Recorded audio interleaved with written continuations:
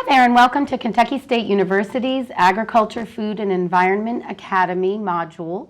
We are talking today about environmental education. My name is Jennifer Hubbard Sanchez, and I serve as the State Specialist for Sustainable Programs and the Director for our Center for Environmental Education.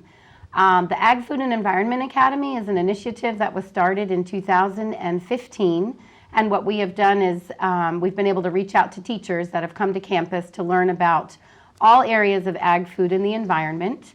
And as a follow-up to that initiative, we've created a series of modules focusing on different topics that educators across the state will be able to access. So today we have with us Miss Elizabeth Schmitz. She is the Executive Director of the Kentucky Environmental Education Council, and we're going to be talking to her today about environmental education in the state of Kentucky. Welcome, Elizabeth. Thank you. Thanks so much for having me today, and thanks for all the great work that you're doing here at Kentucky State University to support environmental education. Thank you for being here. So I thought to start out with, you could just give us sort of an idea of what it is that your agency does, what your role is in the state of Kentucky, a little bit about what KEC stands for and does. Sure. The Kentucky Environmental Education Council is a state agency. We're a part of the Education and Workforce Development Cabinet, and we are responsible for ensuring an environmentally literate citizenry in Kentucky. We do this by coordinating environmental education across the Commonwealth. And we have a number of different mandates that were established by the legislature in 1990.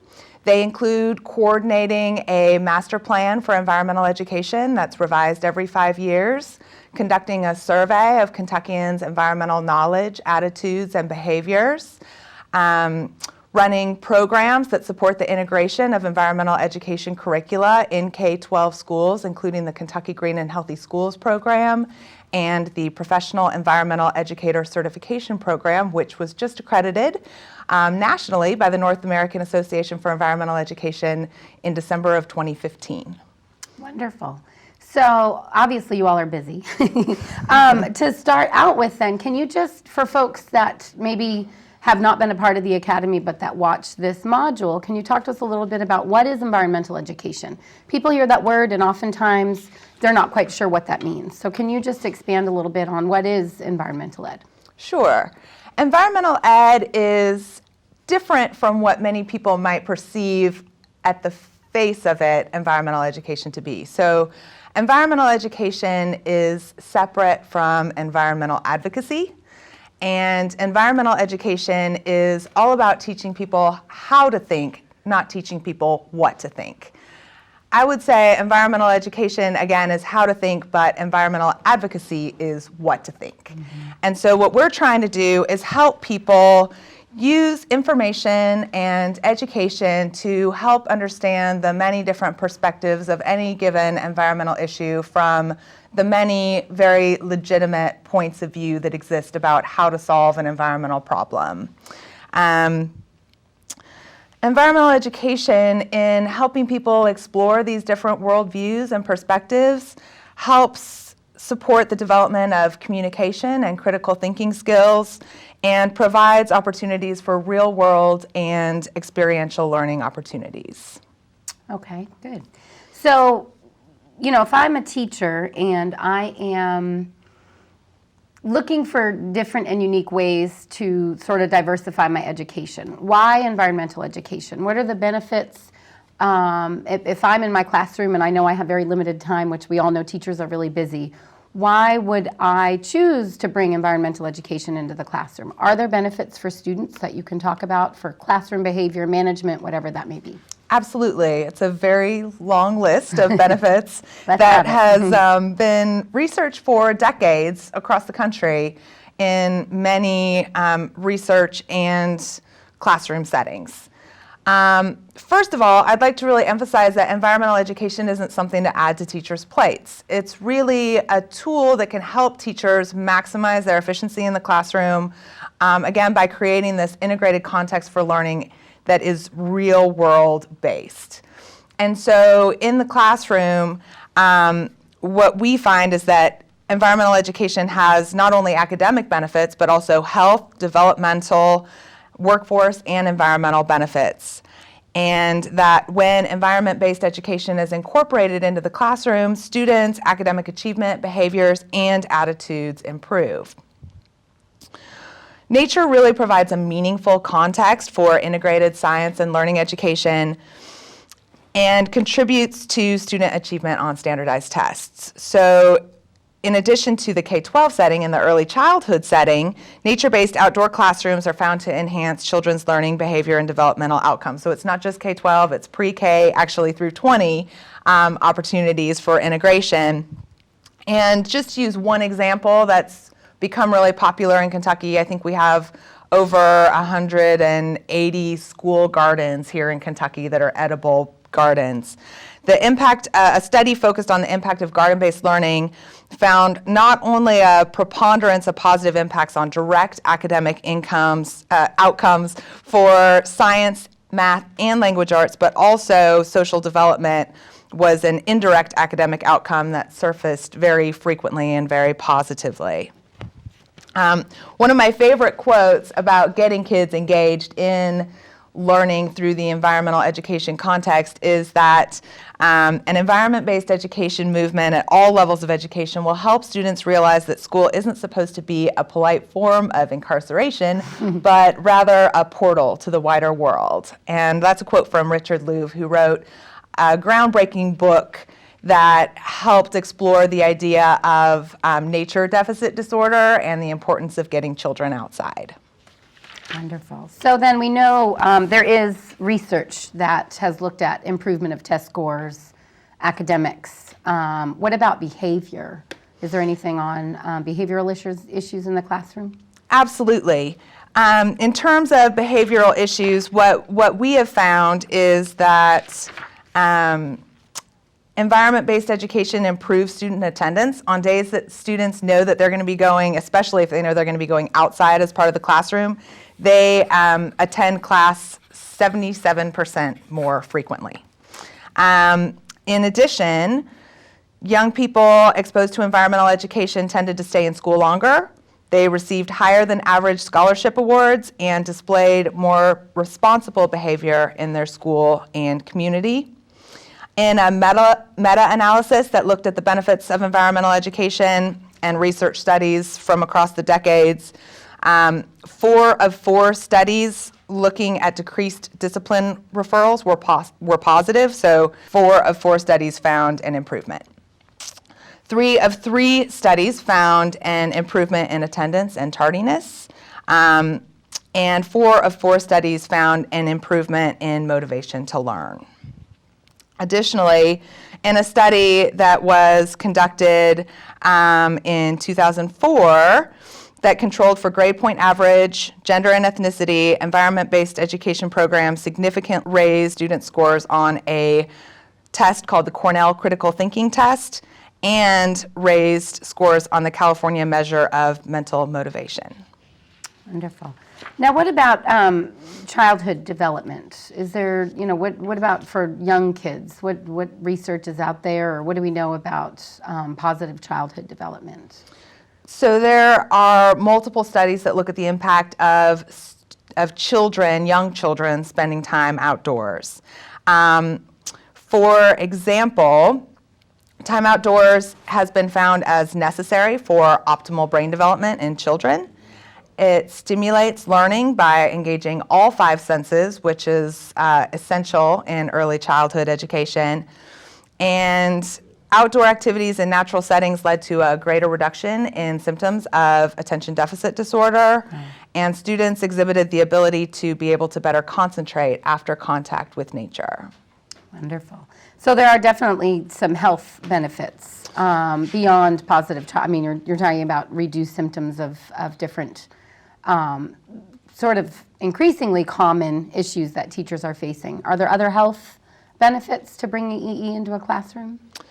There are additional mental health benefits. So mood is affected by physical activity and exposure to sunlight, and we know if students are going outside to learn that they are going to be more physically active.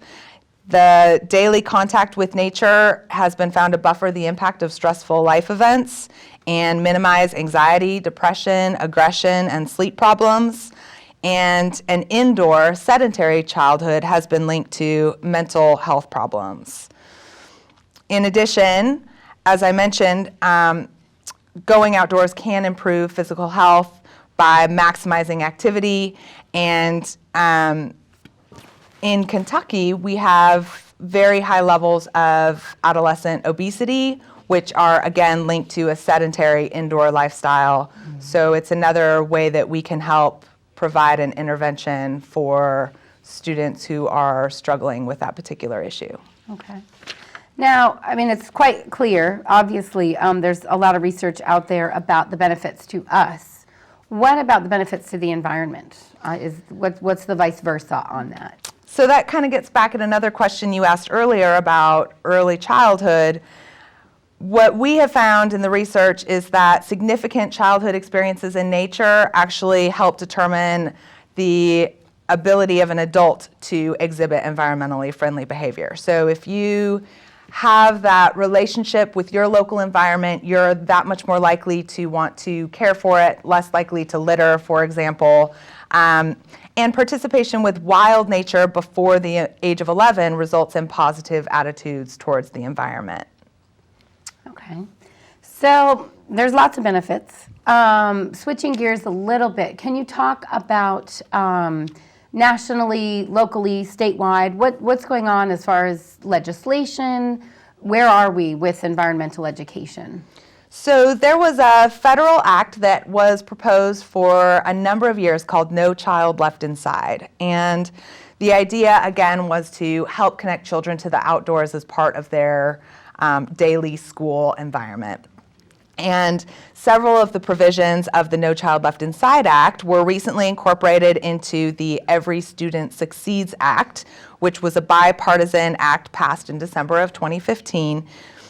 That bill replaced No Child Left Behind, and includes language that for the first time supports opportunities to provide students with environmental education and hands-on field-based learning experiences.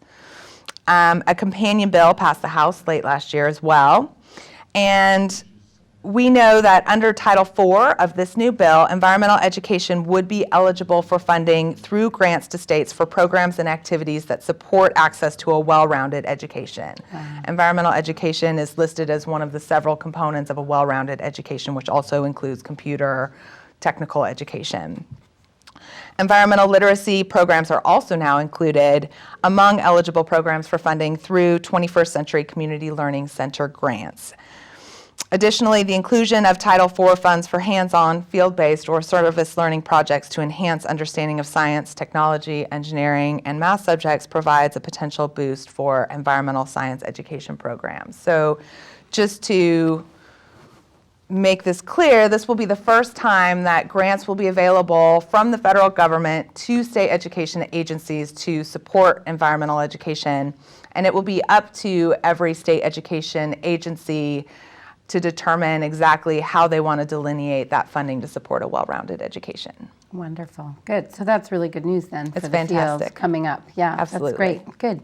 So lastly, just talk to us a little bit. Now, I'm a teacher, and I want to know. Now I know about environmental education. I know what's to come. I know there could be funding available. How do I get involved? What are the resources? Who's who in the state of Kentucky that I can communicate with to learn more about EE, get involved in trainings, have people come and speak in my classroom? What's available to teachers? So Kentucky has a remarkably rich tradition of environmental education in the state. It has one of the oldest environmental education nonprofits in the country, the Kentucky Association for Environmental Education, which I'm sure you're familiar with as a member of the executive board of that organization. The Kentucky Association for Environmental Education is a state coordinator for multiple environmental education curricula. These curricula have been developed at the national level also for decades now and include Project Learning Tree, Project WET, Water Education for Teachers, Project Leopold, and Project Underground, which looks at cave and karst systems and water as it moves through those systems. In addition, KAEE is a professional membership-based nonprofit, and anybody who attends their annual conference becomes a member as part of the registration process. It's a great opportunity to network with other teachers who are integrating environmental ed into the classroom, as well as to meet non-formal environmental educators who provide resources, in-class support, and other support for teachers who are integrating environmental ed in the classroom. Also, we've got another state organization called the Kentucky chapter of the National Energy Education Development Project. They've been in Kentucky also for decades doing work to help teachers integrate energy education specifically into the classroom and to support project-based learning that supports energy efficiency in schools. That project has helped schools save tons of money throughout the years, and we partner with Kentucky Need to host a youth summit and awards luncheon event that supports our Kentucky Green and Healthy Schools program, as well as the work of the students in the Need program. So in that summit, we have students come together to highlight their projects that they've implemented throughout the year, share them with each other and with adults, and then we recognize them for their achievement in an awards ceremony. That happens every spring here in Frankfort.